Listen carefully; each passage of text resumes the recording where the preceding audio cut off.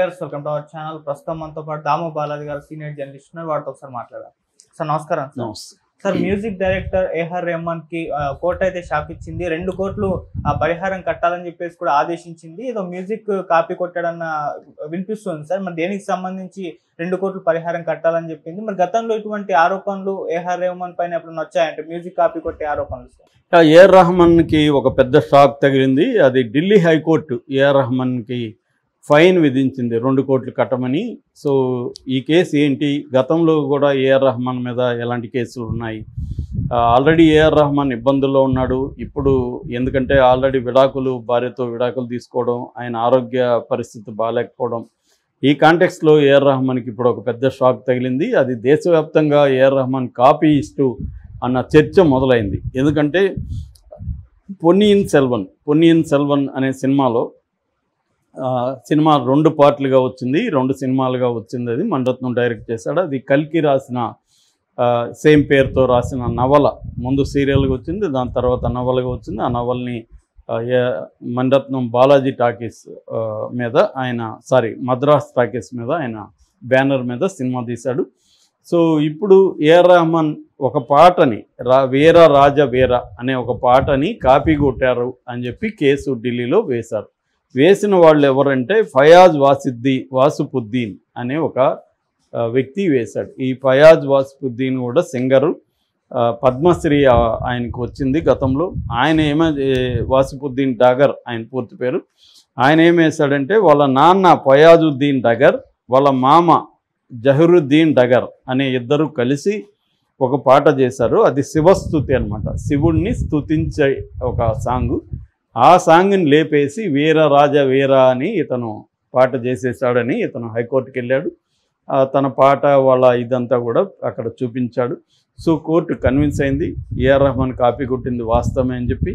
అందుకని ఏఆర్ రెహమాన్ని 2 కోట్లు court registry దగ్గర డిపాజిట్ చేయమని చెప్పింది. ఈ కేసు ఇంకా విచారంలో ఉంది. కానీ 2 కోట్లు చేయమనిందంటే అర్థం ఈ కాపీ కొట్టాడని కన్విన్స్ అయినట్టుగానే అని చెప్తున్నారు.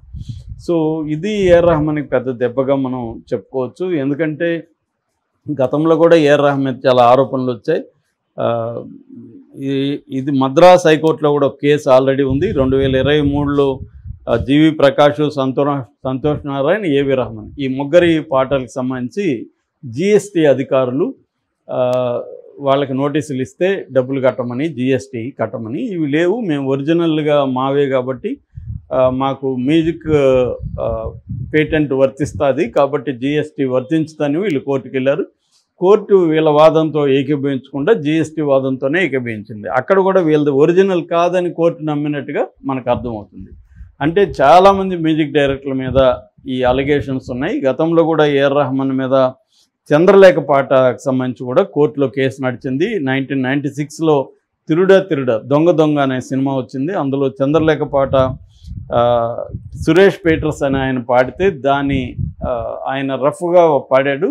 ఇది రఫ్ అని చెప్పి ఆయన పక్కన పెట్టారు. కానీ ఫైనల్ వెర్షన్లో ఈయన వాడేశారు. ఈయనకి డబ్బులు ఇవ్వడం కానీ పేరు ఇవ్వడం కానీ ఏమి చేయలేదు, ఈయనకి చెప్పలేదు కూడా. దాంతో ఆయన కోర్టుకు వెళ్ళారు. కోర్టు బయట అది పరిష్కారమైంది. ఆ తర్వాత ఇళయరాజా కూడా ఏఆర్ రెహమాన్ మీద కేసు పెట్టాడు. విక్రమ్ వేదాలో తన పాటలను వాడుకున్నారనేది ఇళయరాజా. ఈ మధ్య ఇళయరాజా అందరికి కూడా నోటీసులు పంపిస్తున్నారు. ఎక్కడైనా స్టేజ్ మీద పాడితే కూడా ఇళయరాజా నుంచి నోటీసులు వచ్చేస్తాయి. అందుకని ఈ మధ్య ఇళయరాజా మీద జోకులు కూడా మొదలైనవి. బాత్రూంలో ఇళయరాజా పాట పాడితే కూడా వస్తుందేమో అన్నట్టుగా అయిపోయింది. సో ఆయన ఆ స్థాయిలో ఏజే కొద్దీ అందరికి నోటీసులు ఇస్తున్నాడు.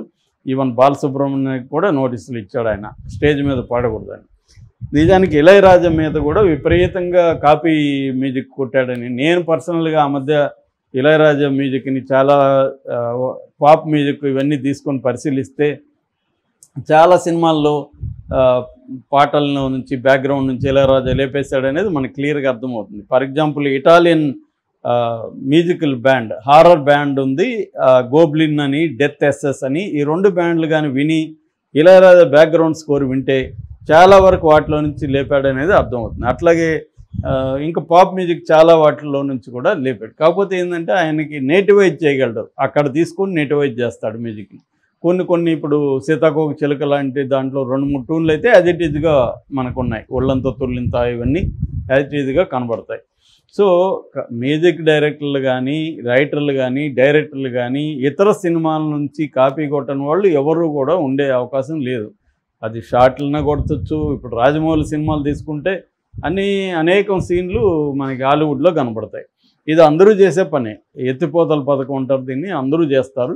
కాకపోతే కాపీరైట్ ఇది మోరల్గా రైటా రాంగ్ అనేది చర్చ వేరే వ్యవహారం. కానీ కాపీరైట్ పరంగా మాత్రం లీగల్గా ఇరుక్కుంటే మాత్రం ఇటువంటి ఇబ్బందులు వస్తాయి. ఏఆర్ రెహమాన్ ఇరుక్కున్నట్టుగా తెలుస్తుంది. అట్లాగే జెంటిల్ మ్యాన్లో కూడా ఒట్టగతై కట్టిగో అనే ఒక పాట ఉంది. దాంట్లో పాకిస్తానీ సింగర్ నూర్ తహ్రేన్ నుంచి దిల్కా జియా అనే దీంట్లో నుంచి లేపాడని ఆయన కంప్లైంట్ ఇచ్చాడు. అప్పుడు కూడా గొడవైంది.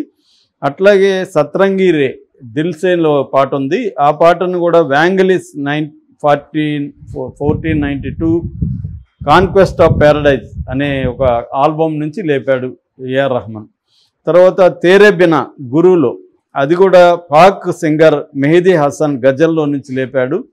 గులాం మే రంగ్ బరే అనే గులాం మే రంగ్ బరే అనే ఒక పాట నుంచి లేపాడని కూడా ఆయన అప్పుడు కంప్లైంట్ ఇచ్చాడు. అట్లాగే ఓకే జాన్ ఎన్నా సున్నా అనే పాటను కూడా కోల్డ్ ప్లే అనే వాళ్ళ బ్యాండ్ నుంచి సైంటిస్ట్ అనే ఒక ఆల్బమ్ నుంచి లేపారనేది కూడా అప్పుడు వచ్చింది. అట్లాగే కెహనా హైక్యా బాంబే 95లో వచ్చిన బాంబేలో పాకిస్తాన్లో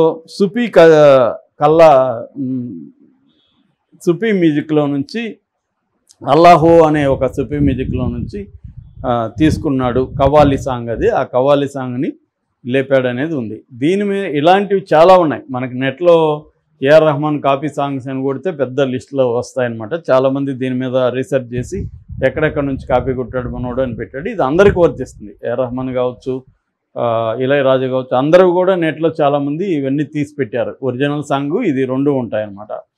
సో వీళ్ళేంటంటే వెస్ట్రన్ దగ్గర నుంచి తీసుకోవడం, లేకపోతే యూరోపియన్ మ్యూజిక్ నుంచి తీసుకోవడం. ఇవాళ ఏంటంటే ఒకప్పుడు కూడా కాపీ కొట్టేవాళ్ళు, అది అందరికీ తెలిసేది కాదు.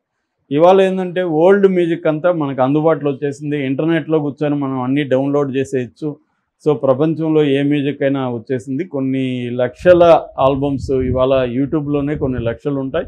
కాబట్టి మనం లేపడం అనేది పెద్ద విషయం కాదు. రెండోది మన పాత మ్యూజిక్లో ఇండియన్ మ్యూజిక్ నుంచి కూడా మళ్ళీ లేపే వ్యవహారాలు ఉన్నాయి. అట్లాగే క్లాసికల్ దీని నుంచి కూడా బీథోవెన్ లాంటి వాళ్ళ నుంచి కూడా అందరూ లేపేసిన వాళ్ళే. సో కాకపోతే ఏంటంటే ఇక్కడ లేపడం అంటే ఏంటి, ట్యూన్ని లేపేయడం ఒకటి, లేదు మెలోడీని మాత్రమే తీసుకోవడం, లేదా కార్డు ప్రోగ్రెషన్ అంటారు, ఆ కార్డు ప్రోగ్రెషన్ని తీసుకోవడం, స్టైలిస్టిక్ ఎలిమెంట్స్ని లేపడం, శాంప్లింగ్ని తీసుకోవడం, ఇవన్నీ రకరకాల పద్ధతుల్లో చేస్తారన్నమాట. ఆ మధ్య నేను ఒక సినిమాకి వర్క్ చేస్తే ఇళయరాజా సాంగ్స్ ఆ డైరెక్టర్ 150 సాంగ్స్ని మాకు ఇచ్చి ఇందులో 12 సెలెక్ట్ చేయమన్నాడు డైరెక్షన్ డిపార్ట్మెంట్కి. మేము 12